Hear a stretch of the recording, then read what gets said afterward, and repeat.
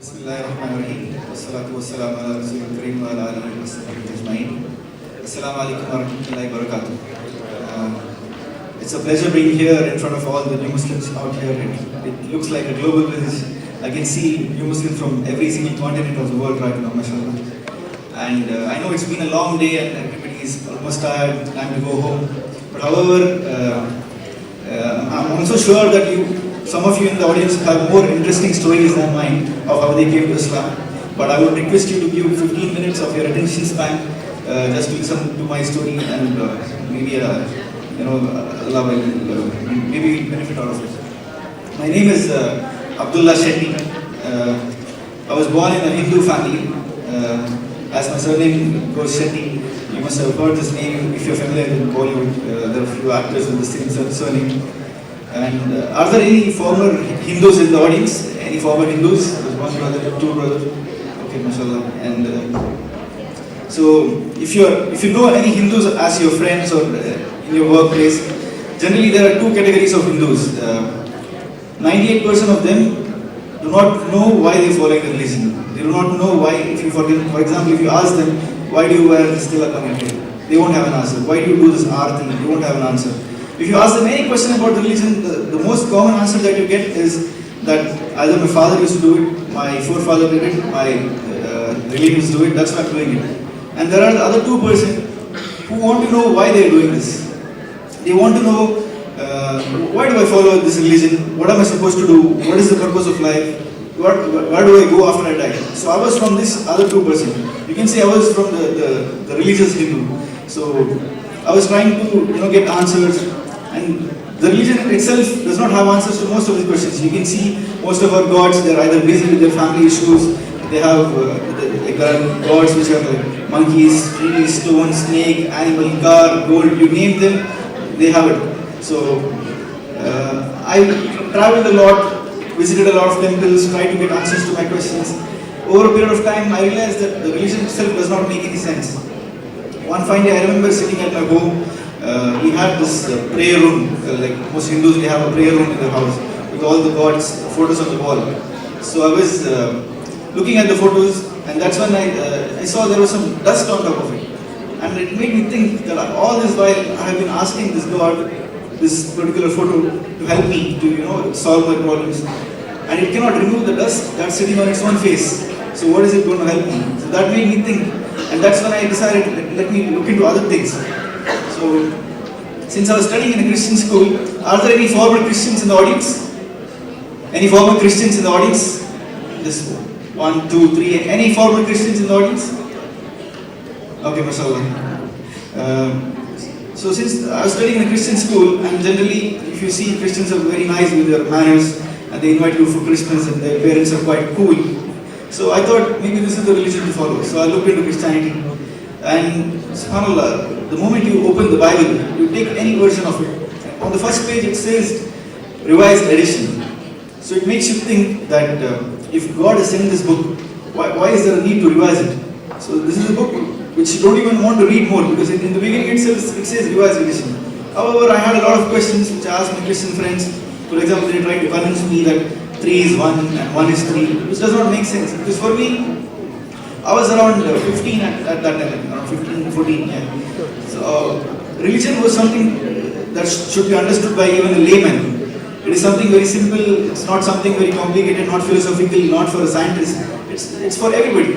So, when they told me that 1 plus 1 plus 1 is 1, it didn't make sense. And then there are many other contradictions within the Bible which I won't go into detail because I have very little time and inshallah we all need to go back home. So, from there, what I did was I joined some other Hinduism groups and tried to experiment with religion, and finally when I reached college I became an atheist.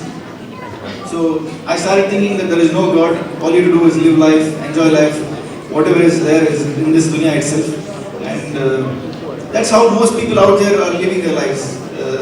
So you might ask me that you looked into Christianity, you looked into Hinduism, you looked into some other groups, but you never looked into Islam. The reason was the media.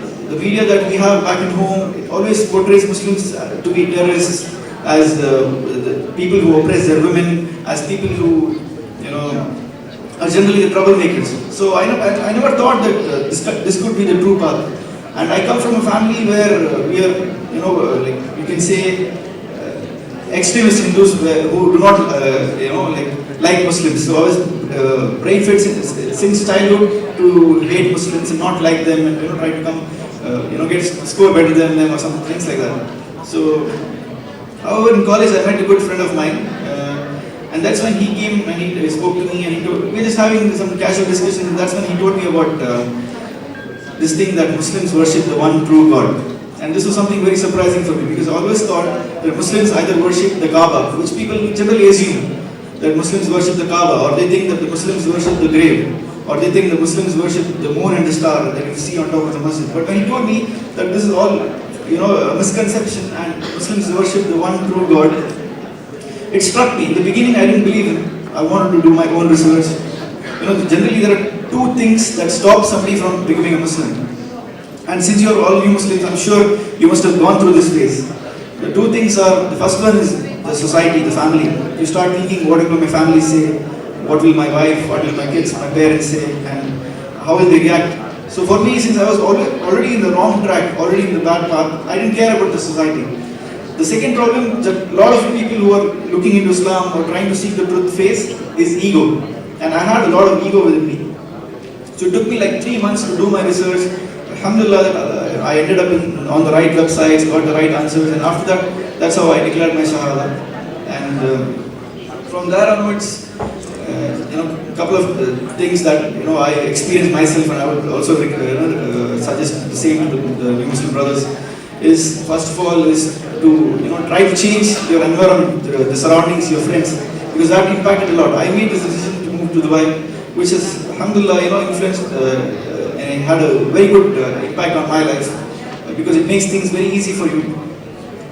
So once I came here, what I used to do was I used to constantly be in touch with my mom and my family.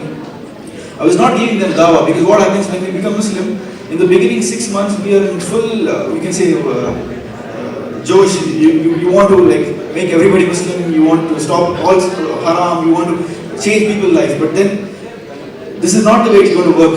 You need to realize that since you also took some time, to understand this message, you need to give the same time to others and slowly convey the message. So what I used to do was, I used to talk to my mom. I used to tell her that, Mom, I miss you. Mom, I love you. This is something that for us as Hindus is not something common. Maybe in the Arabic culture it's very normal to say I love you to your mom, but for us it was not something common.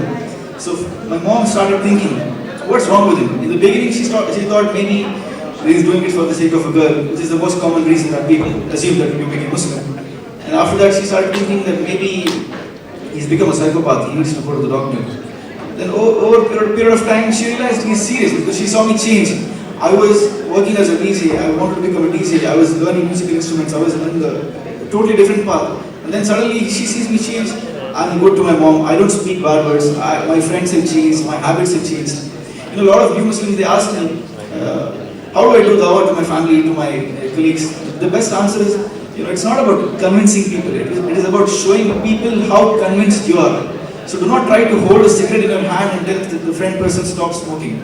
Rather, try to follow the religion yourself, and believe me, your parents will automatically come and ask you what's made you change and what's made you good. So that in that way they'll try to do their own research. And that's what happened with me. And my mom, she did her own research, and then alhamdulillah she took the Shahada on the phone, and then my sister took the Shahada on the phone. And after that I joined the Kalima Islamic Center. I'm sure most of you know I worked as the operations manager for Kalima New Muslim Center. So this was my journey in brief. I tried to summarize it as short as possible because we have very little time. And I hope that may Allah accept whatever I said, and if there was anything wrong, may Allah forgive me for the sake of it. And whatever was wrong was from me and the shaitan, and whatever was good was from Allah subhanahu wa ta'ala. Jazakallah khair. Assalamu alaikum. Sisters for you. Yes. Could you advise please what to do when most of the new Muslims have a tough time having concentration with praying as you know before the day? What should be quiet or statues or some pictures? Please advise them. Having tough time, can you repeat the question of tough time with what exactly? Most of the new Muslims have a tough time to concentrate in prayers as if they've been genuinely default they are using idols or statues of some natures in their prayers. Your advice. This is what I've heard from the scholars. First of all, let me clarify, because I'm not even a proper student of knowledge. I'm just a normal guy. So I don't think it's befitting for me to answer, but I'll convey what I've heard is that for you to get khushu in Salah, you need to sort out your life outside Salah. Make sure that everything else that you're doing apart from Salah is right. Do not spend your time doing haram things, doing things that Allah dislikes, because that will directly affect the khushu in your Salah. And for the sake of concentration, the beautiful hadith which talks about ihsan, that if you're not able to worship Allah in a way that you see Him, know that He sees you. So this is the best way that you can, try to gain khushu in Salah. So, Yeah.